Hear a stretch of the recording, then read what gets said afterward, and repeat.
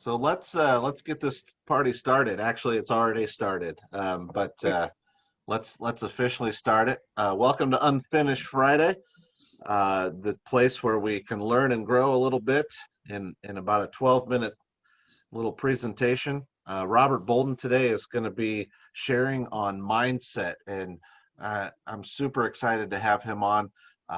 And I think if you got a seat belt, you might want to put that on.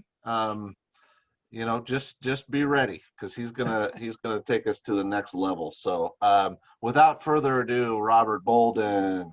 Yay! Well, thank you guys. This is so awesome. I am seriously just blown away that you guys, took 15 minutes, 12 minutes of your time here this morning, to talk about mindset. And I just think that how many people believe that, just with your show of hands, that mindset is probably the most important thing in your life. All right, so I'm talking to some believers here. I always want to know that first, if you really buy into mindset. And what I always like to start with when I talk to people about mindset is it's how you set your mind. Okay, just flip the words around. It's how you set your mind. And it starts way back between the ages of birth and 7 or 8 years old, where you get all of the programming, right? All the programming comes back then. That's when, whether it be your parents, your teachers, the folks that you hang around with, all of those people, with great hearts, right? Early bird gets the worm, all these little things that are just programmed into our head. Me, I was programmed in that, one, I was so lucky because my grandmother said to me at an early age, you can have it all.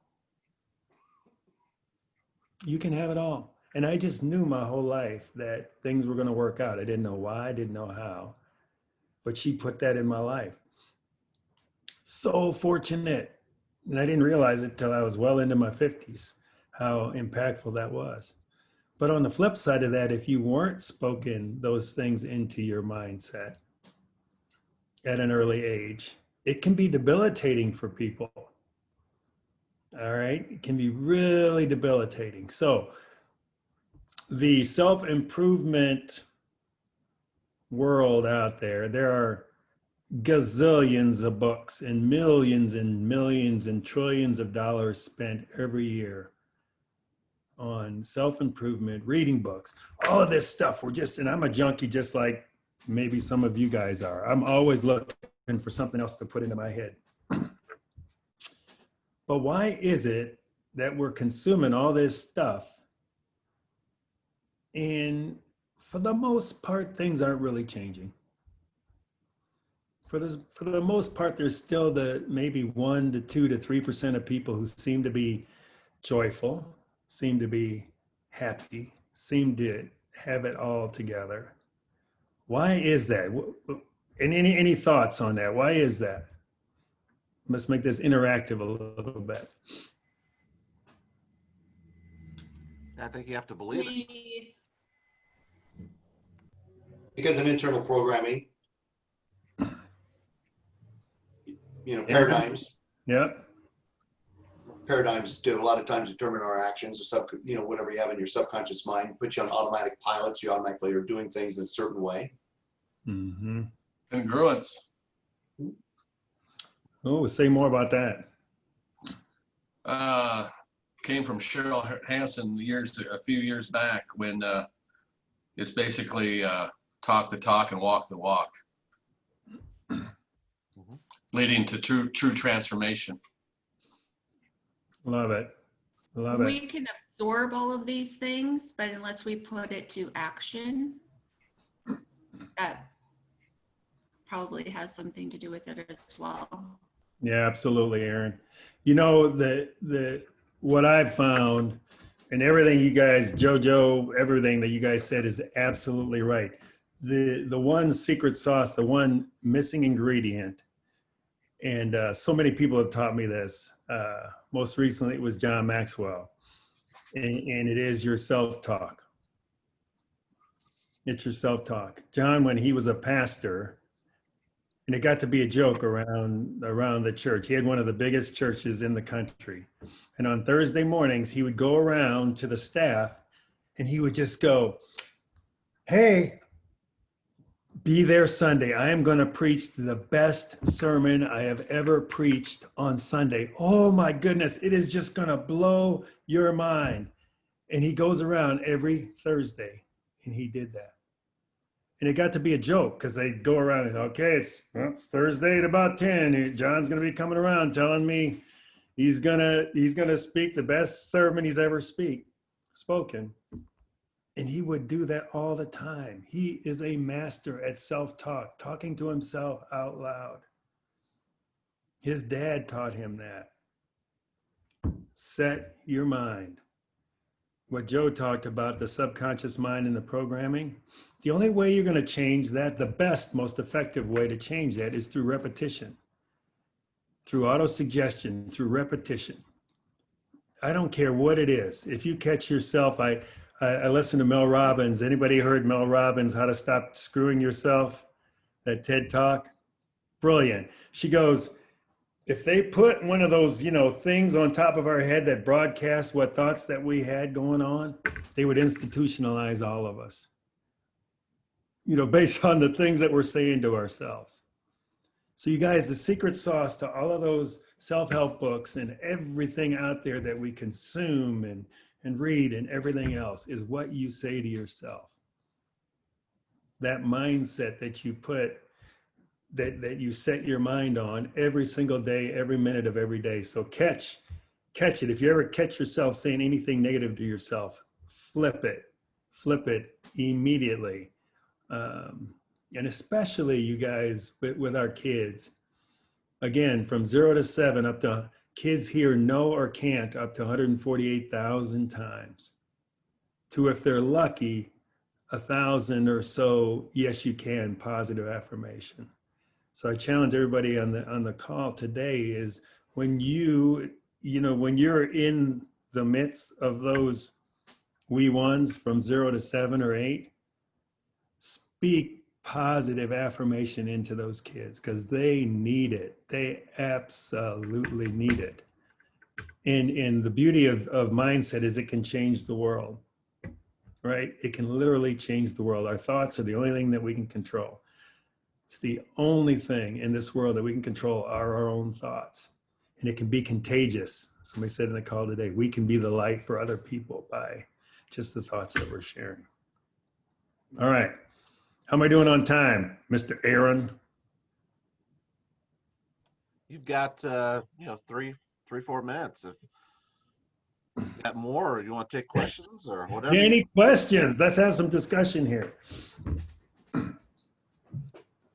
I would say that I think it was Joe that talked on affirmations. Was that right, Joe? Did I have that right? And so I've been writing out a daily affirmation, and part of it is that I will let go of the things of this world that bind me up. And it's been interesting because of all the news and all the C word talk and all that I've felt better, progressively better. Every day I write that down, and I could get real caught up, and it's a real quick trip down the rabbit hole if you start getting into news and social media. And I've been able to do that. So daily affirmations are that's just a mindset shift.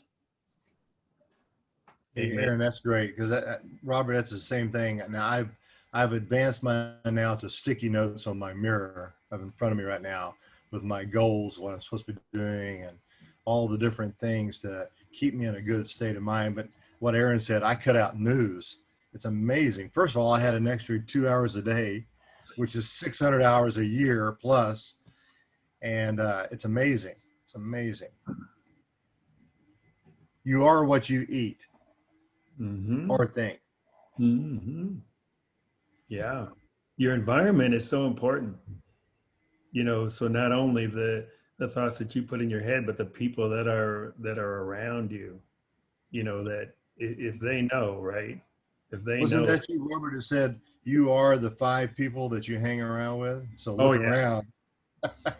Yeah, dude. Hey, look right here. We're hanging around some good folks today. Yeah, and it's contagious. I read another book. We were talking about Think and Grow Rich. There's a book called Outwitting the Devil. I'm starting a mastermind on that with some people on Tuesday mornings. And if you haven't read that book, listen to it on Audible. It is so amazing because Napoleon Hill gets to interview the devil, and the devil has to tell the truth. And one of the devil's biggest ploys is getting us in isolation, getting us drifting. But he cannot penetrate 2 or more people thinking together. So I always say, I'd like to spend every waking hour doing things like this with other people thinking together, not just being entertained or whatever, but thinking together. Because I know if that sucker comes flying in here, that Satan, he's just going to turn around and fly back out again because he can't penetrate. He can't penetrate this. Robert, did you say outwitting? Outwitting the devil. Awesome. Boom. Got it. Ready. There you Right. go. Thanks, Bob. You bet. Great book. I just finished that book about 2 weeks ago. Did you really? Isn't it amazing, dude? Pretty amazing. Yeah. No, I And couldn't it's put it down. it was written in the 1930s, and it's as impactful today as it was back then. Yeah. Wow. I'm getting it. All right. And his family found a manuscript or something. It was something that he hadn't even published at all. Oh, his wife would not let him publish it while he was still alive because That's they right, because it was too controversial for the afraid time. that they were going to kill him. Uh-huh. Yeah, literally.